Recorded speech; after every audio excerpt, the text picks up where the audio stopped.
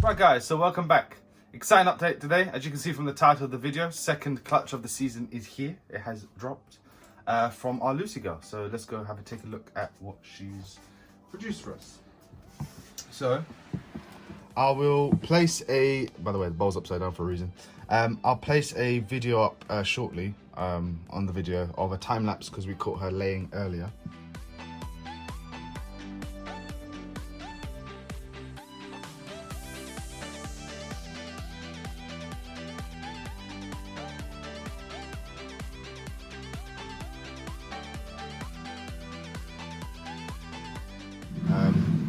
But here she is. She's a little dirty and disheveled from all her moving around, but she has dropped us a lovely, beautiful clutch of eggs.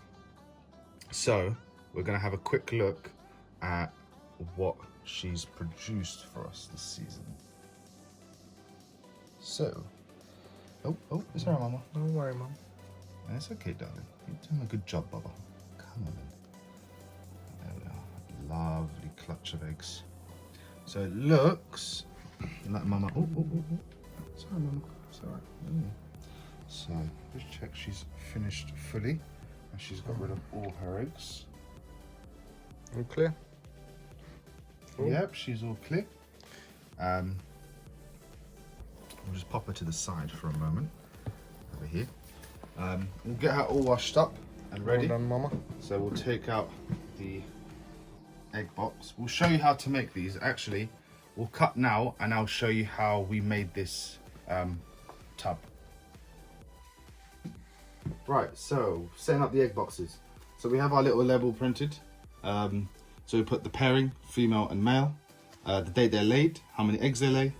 So in this case 5, no slugs, and then we work out a due date being 60 days after their lay date. So we have a rough idea of whenabouts they should be ready to hatch. So to set up the egg boxes, quite simple and straightforward. We use the 3 litre Bra Plus boxes. A lot of people use bigger boxes. As I've said before, I like using these guys. So we silicone all of the holes. It's by no means like completely airtight, but it does the job pretty well. We've had good success with it so far. We use perlite.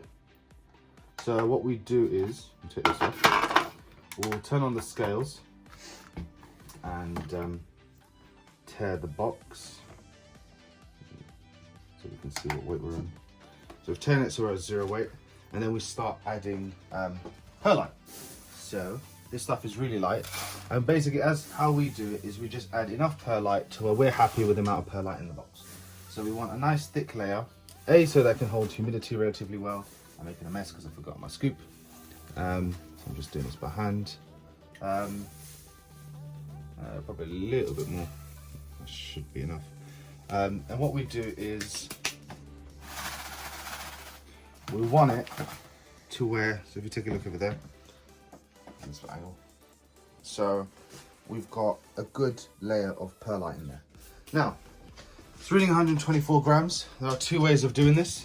So we could tear it again and add 100, because you want 1 part water, 1 part perlite by weight. So we could double that, so it'd be 248 for the sake of argument, so it makes it slightly simpler to view. So 124 grams of perlite. We're going to tear it back to 0. And we're just going to add warm water until we hit about 124. No, well, it's a gram over, not the end of the world.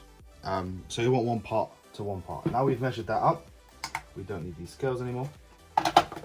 We're literally going to just mix this up until it's a nice, even consistency. So the idea is you want the perlite to be able to clump, but you don't want it to where, obviously, it's going to be soaking wet. We don't use the hatch trays that some people use. We incubate directly into the incubating medium.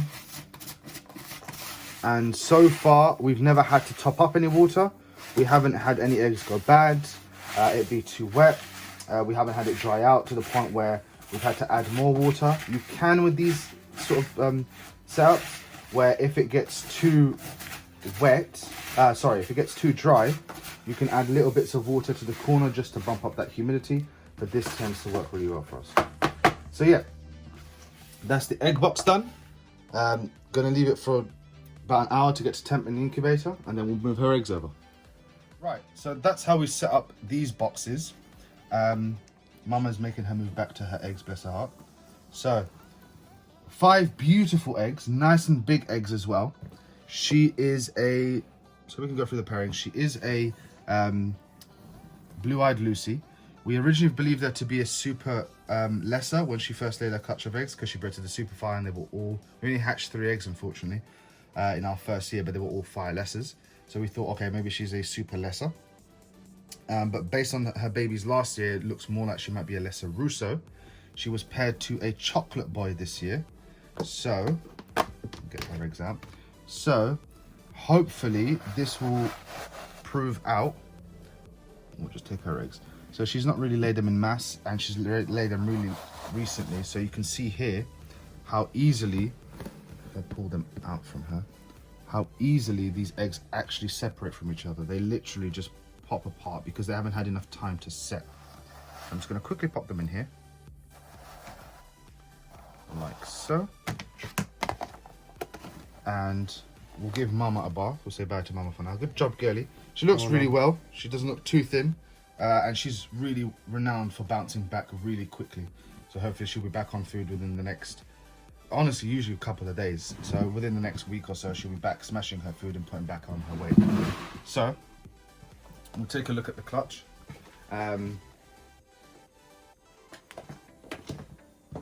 So let's have a quick look at what's going on here then. So 5 eggs, and we like to keep them separate. I know some people like to pull their eggs apart, but we like to keep them separate. It just, for many reasons. And actually, I'm not particularly happy with the way these guys are a bit too close together for my liking. I like them to have enough space apart. There we go. So we sort of half bury them into this vermiculite, and now we're going to kill the lights and candle them. Right, so we're back in the dark. We're just going to candle for 2 reasons. One, to check their veins. And so this embryo seems to have really good veins. Could be, here we go, that's better. And we're just going to check where the embryo is. So we tried to keep them in a position that they were laid. Although I've mentioned in a previous video that actually, some nice veins there. Now actually it doesn't really matter if they turn or not.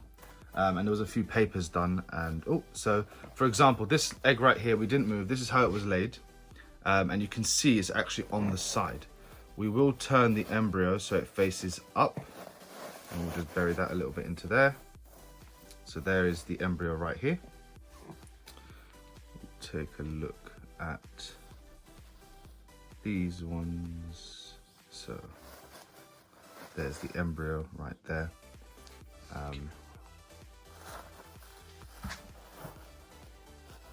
Jiggle bear, she's in there. So all the eggs look healthy. They look good. So we're going to close them up. Get the light back on in here. And we're going to pop them into the incubator. So this will mark 15 eggs now this season thus far. So they're going next to our first clutch from the super fire. If we take a look in there, they are cooking lovely. They should be due to hatch relatively soon. Really soon these guys should be ready to hatch. We will be doing an egg cutting video when that time comes. We'll now change the number. Let's keep a little number to 15. Oh, that's a terrible 5. But anyway, 15 eggs. That's 15 eggs down. We're getting there. Beautiful clutch again from Lucy. She has always been, up until this point, our first girl to lay every season. She's actually the girl who started all this for us. Her and the Super Fire Boy, hence the white snake in our logo. They're the ones. Without them, we wouldn't have started this. They're what, you know, they were pets way before we ever decided to breed, and they brought us together. They created MJ's pythons, and she's always been first to lay. She was beaten this year by Superfire, another white snake, would you believe? But she was already building from the previous season. She hadn't laid in the 2018-19 season, so she had follicles. So she went really early 2020. So we really consider that as a late 19 season that fell into the 2020 season, rather than her starting at the same time as everyone else. Guys, if you enjoyed that video, stay tuned for more clutches. I'm sure very soon. We'll pan over here for a second. All these yellow tags are ovulations. We have 4 that are really close. The next one to lay should be the pastel het xanthic bred to the crazy boy, the leopard spot nose pastel het xanthic. So excited for that clutch. These 2 girls are close behind. They've just had their pre-lay sheds, so in the next 30 days or so we should have some hatchlings from these guys. Super Enchi girls just ovulated. I think a few others are showing signs of ovulation now. Black pastel bred to the banana GHI. She's really close as well. She looks like she's about to ovulate. Nice number of locks. And yeah, guys, so thank you so much for the support again. We will be bringing you more content. Egg cutting videos coming soon. Let us know what you think about our videos. Write it down in the comment section below. What kind of content do you prefer? What kind of content would you like us to do more of if we haven't done it already? Don't forget to hit that like and subscribe button. And until the next video, whether it be egg laying, hopefully soon. Until the next video, guys, we'll see you then. Bye.